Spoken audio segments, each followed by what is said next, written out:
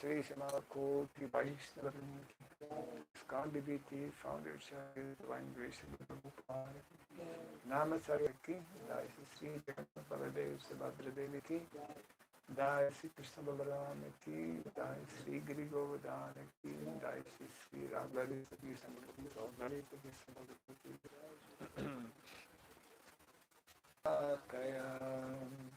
Tatsurmiritam Jena Tasmai Sri Gurave Namah Rupa Kadamahyam Dadati Swapadantikam Vandeham Sri Guru Sri Jata Padakamanam Sri Devam Sri Radha Krishna Padam Sagana Lalita Sri Vishkanditam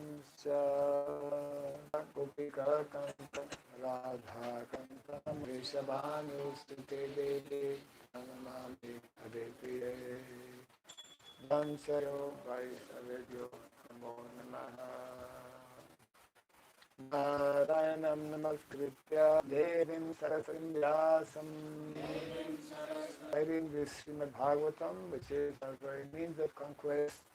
Let us Rishi, the supremmost human being, unto Mother Saraswati, the goddess of learning, and unto Sri Vyasadeva, the Arbiter Sevaya.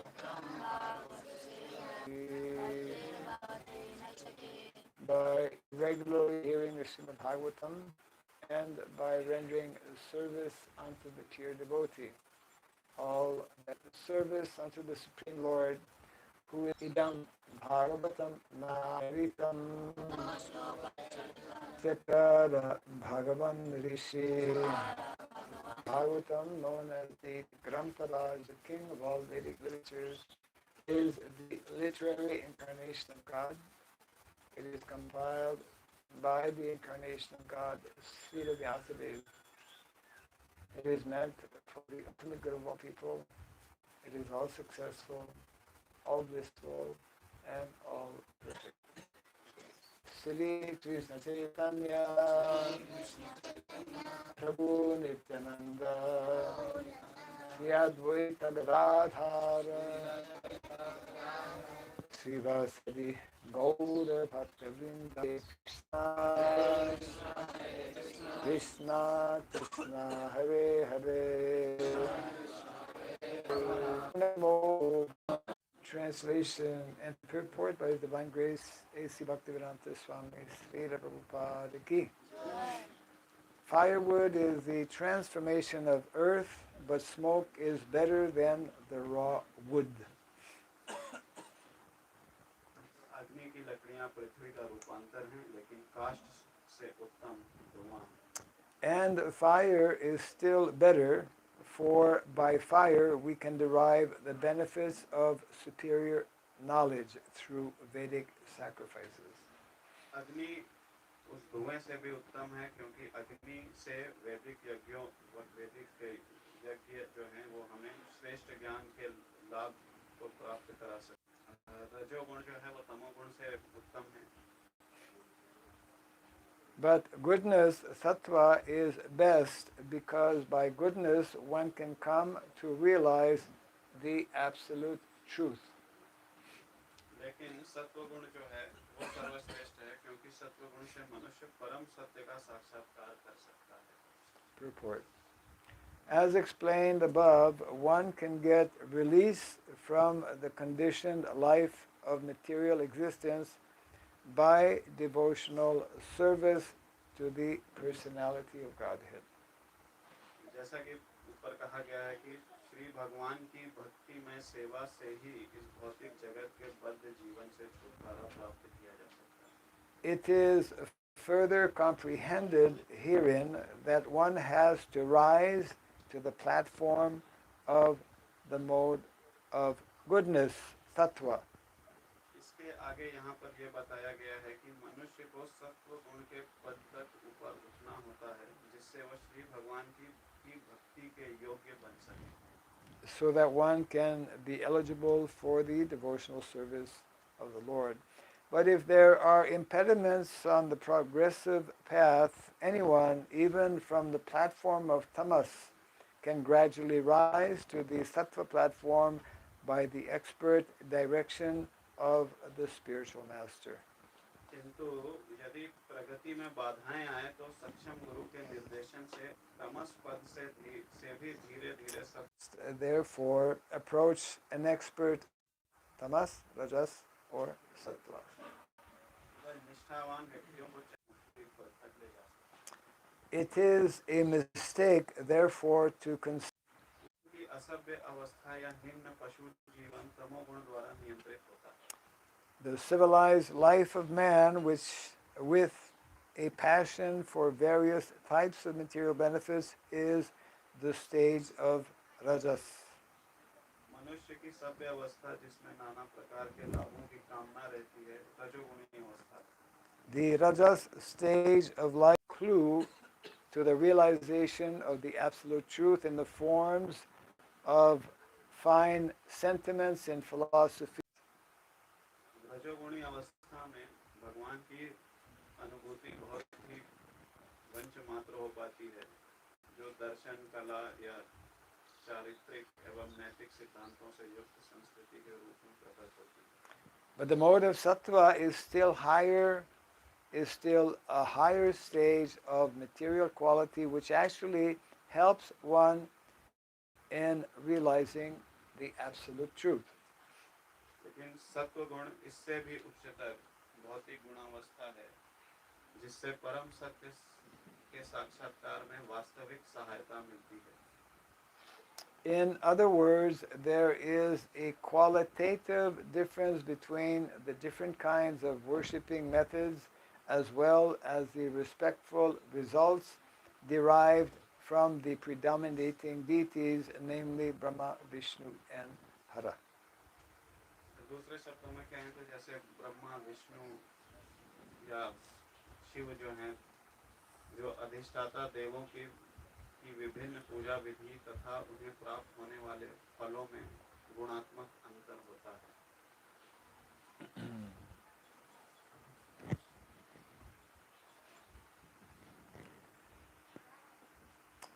So this topic, of course, is explained very nicely by Lord Krishna in the Bhagavad Gita.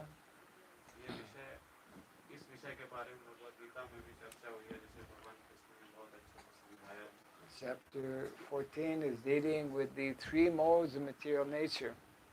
तो भगवद गीता का जो 14वां अध्याय है वो तीन गुणों से कैसे हमें ठीक करना है उसके बारे में बताया.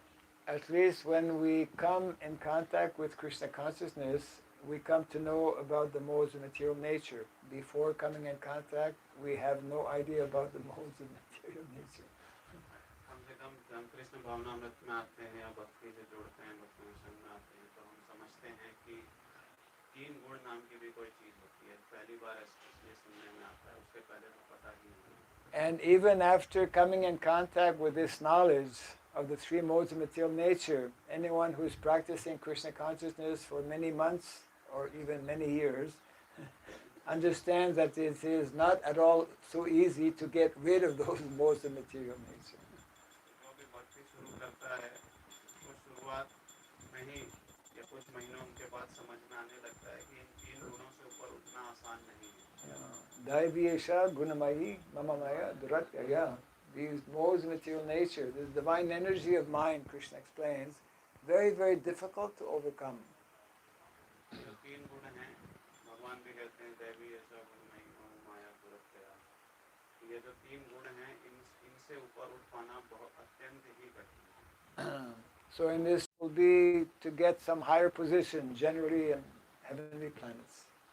तो अगर जो इसमें शुरुआत भी करते हैं, जो ज़्यादातर लोग जो रजोगुण से, Those who are situated in the mode of passion, passion means engaged in fruitive activities. One generally remains on this planet, middle planetary system.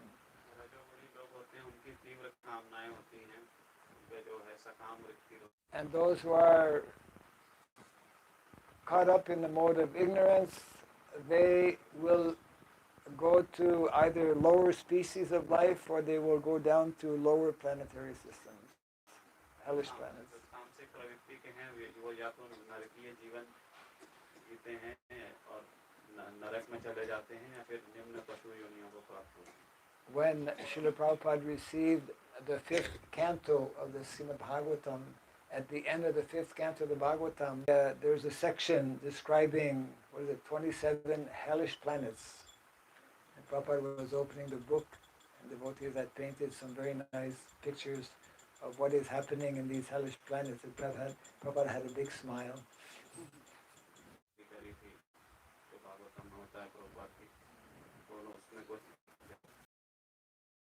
Not because he was liking to see people suffer, but because the devotee had depicted very nicely through the paintings what is actually, because most people think this is not really true. Is it really true that this happens?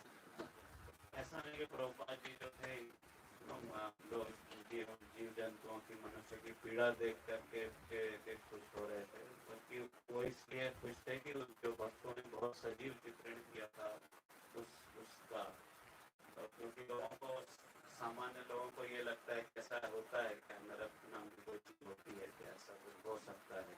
I don't know if you have recently read or not these descriptions of the hellish planets, but it is very scary. पता नहीं आप लोगों ने उसको पढ़ा है कि नहीं, लेकिन उसका जो विवरण बताया गया है वो बहुत ही भयावह है. Yes, those who are accustomed to this, drinking alcohol, they are forced in the heavenly in the hellish planets to drink hot, what is it? Huh? Melted iron, huh? Yeah. Not very pleasant. और जो शराब पीते हैं नरक में जो है उनको पिघलाया हुआ लोहा पिलाया जाता है. Yeah, and those who are accustomed to eating meat or animal flesh, they are eaten by all kinds of animals. They are being chewed up by all kinds of animals in their subtle body. जो जो लोग जानवर खाते हैं मार करके उनको जो है नरक जब भेजा जाता है तो जानवर उनको उनको जो है सब मांस मांस करके उनको. And the special feature of the hellish planets is that because one is in, unfortunately, does not fall unconscious. You have to continue surfing. इस श्लोक में जो स्थूल शरीर है उसमें अगर किसी को कोई पीड़ा होती है तो फिर वो एक समय के बाद वो व्यक्ति विवश हो जाता है उसका शरीर झेल नहीं पाता. लेकिन जो नरक में जो शरीर रहता है वो सूक्ष्म शरीर होता है वो विवश नहीं होता उस पीड़ा को जो है रहते रहते. Many years ago, I always remember this, before, of course, started by Srila Bhaktivinoda Thakur, but was reintroduced in Sri Mayapur in 1979. 1979. Some of you were not born. शुरुआत तो ऐसे भक्तिविनोद ठाकुर ने करी थी लेकिन मायापुर में ये सन 1979 में चालू किया गया. The Namhata program was very much in line with the most famous instruction given by Lord Chaitanya Mahaprabhu, Shono Shono Nityananda, Shono Haridas, Sarvatra Amaragya, Kuro Aprakash, Pati Gori Gori Giye, Kuro I Prakash, Pati Gori Gori Giye, Kuro I Bhikka. Namhata program actually was started in, guess where? Of all places, in Bihar.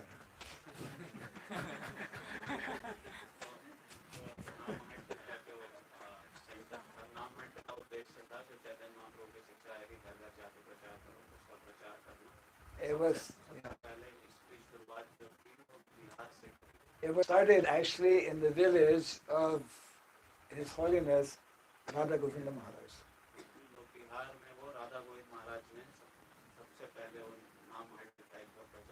I remember going, yeah.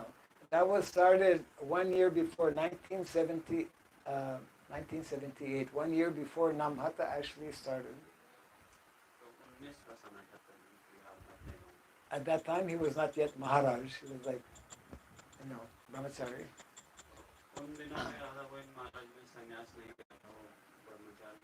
And in his village, what he would do is every day in the afternoon, he would be sitting and having one microphone and big speaker. And the speakers, they would vibrate the lecture he was giving to all the villagers who were busy working in the field.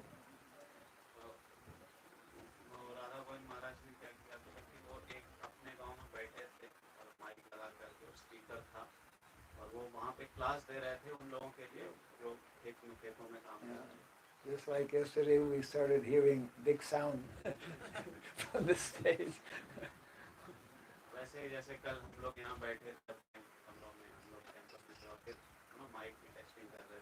Yeah, mic test. I hope it works by now. So this was his daily routine. Every day he would be sitting and he would be reading from the Srimad Bhagavatam.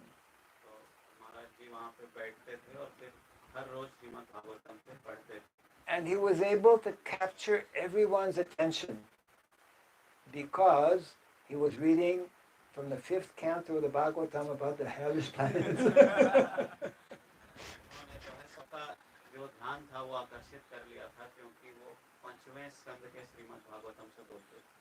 You know, and he made a lot of, because they did not know that actually when most people who are not Krishna conscious who are not devotees, they don't know what is sinful activity and what is not sinful. Isn't it? Krishna explains in the Bhagavad Gita, there is pravriti marga, nivriti marga. Pravritim cha, nivritim cha, jananavidur asura. Those who don't know, they are, we say asura means contaminated consciousness. भगवान भी कहते हैं दो प्रकार के मार्ग हैं, प्रवृत्ति मार्ग और निवृत्ति मार्ग। जो इसको नहीं जानते वो असुर होते हैं, मतलब जिनकी चेतना जो है वो।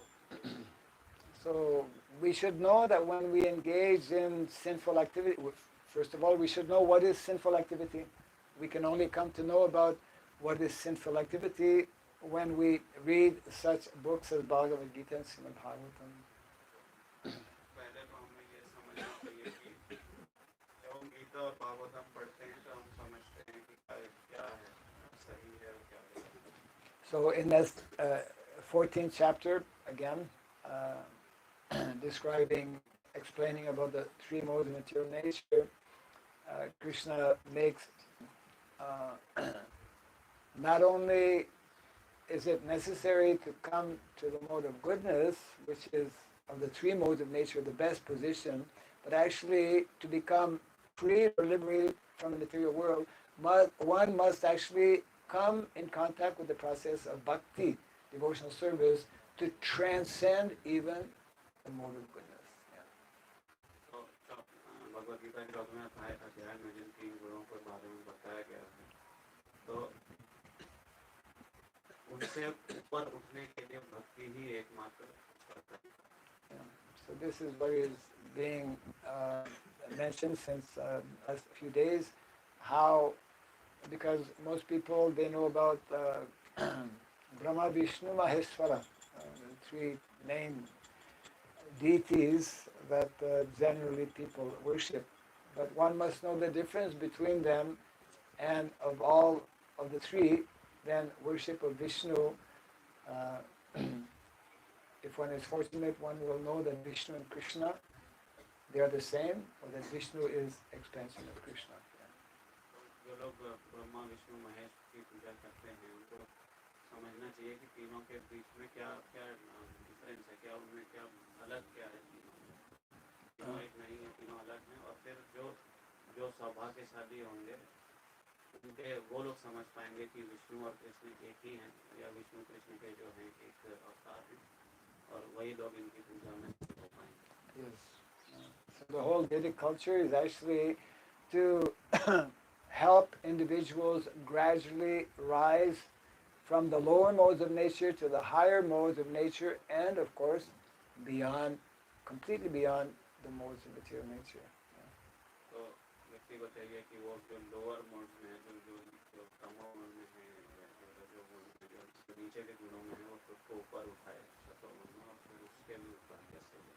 So how does one become situated in the mode of goodness? कैसे कोई सतो गुण में स्थिर हो सकता है? What is the symptom of someone situated in the mode of goodness? उसके क्या लक्षण क्या हैं कि कोई सतो गुण में स्थित है? Anyone here situated in the mode of goodness? तो है इधर जो सतो गुण में स्थित है? Should be able to answer the question. वही व्यक्ति इसका जवाब दे सकता है।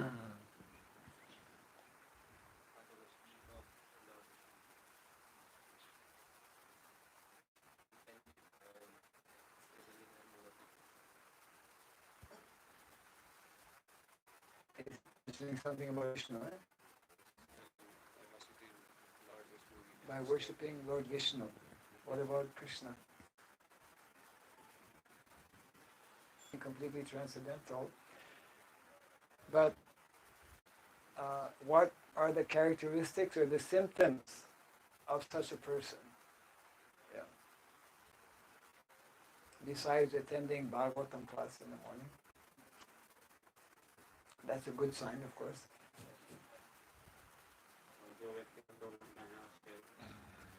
So attendance of Bhagavatam class, the impurities or all of the abhadras will actually become purified. Yeah.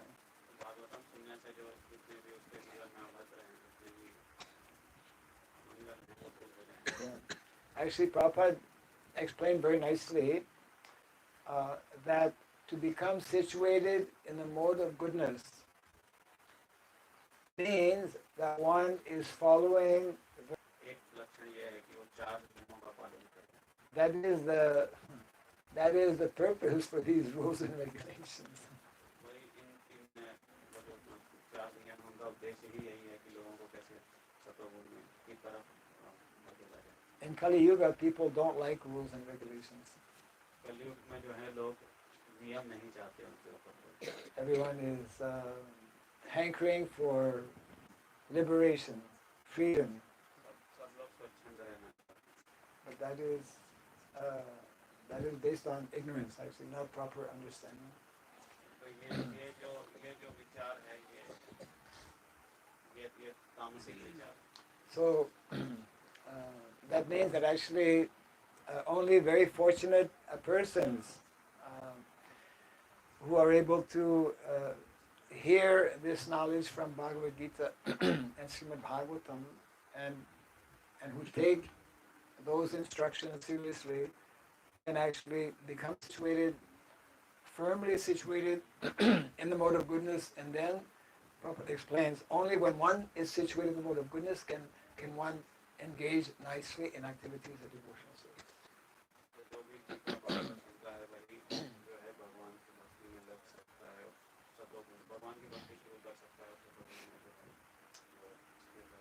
We read that verse a few days ago for those who may not have been here. Evam prasana manaso bhagavat bhakti yogataha bhagavat tattva vijnanam mukta sangasya jayate. By being situated in the mode of goodness means when one's mind is peaceful, one can nicely engage in activities of bhakti. जिसका मन जो है वो शांत है वो भगवान की भक्ति में लग सकता है. सब भागवत में. And it is when we engage in activities of bhakti that Krishna begins to take notice. Oh, he's become my devotee. He's engaging in activities of devotion. He's trying to render some service to me. Then Krishna takes notice and he actually begins to reveal transcendental knowledge. भगवान उसको जो है संज्ञान में लेते हैं, देखते हैं कि कोई जीवात्मा जो है मेरी तरफ आकर्षित हो रहा है, फिर जो है उसको उसमें स्थिर करता है. Because by ourselves we cannot know, we cannot understand. We are Prabhupada gives the example, very nice example, when we are tied up, especially in the hands behind. The front, maybe you can chew at the rope or something. But if your hands are tied up behind, you cannot by yourself untie the knot.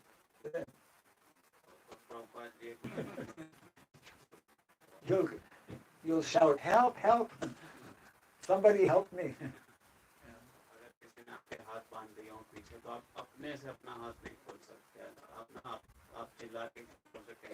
Bound up by these ropes of material nature.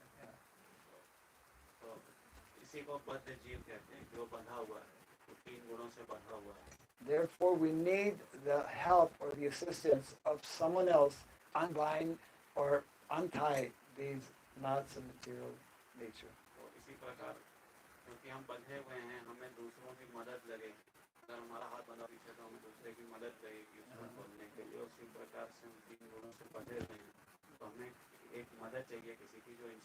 We need the help of Vaishnavas, we need the help of Guru, and we need the mercy of Krishna.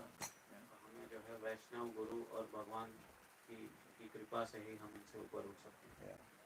And that's why Krishna comes in the material world. He's coming tomorrow. His appearance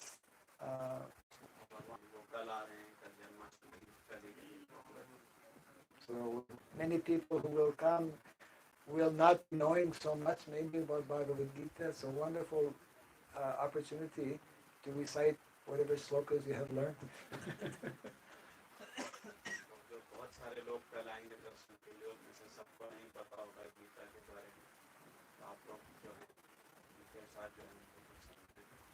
Yeah. So, any comments or questions on our verse?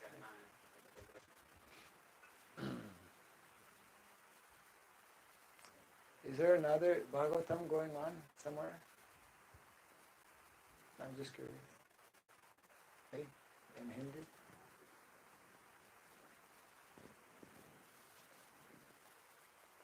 Okay. Jai Granth Prashna Bhagavatam ki, Jai Sri Prabhupada ki, Gaur Pimanande.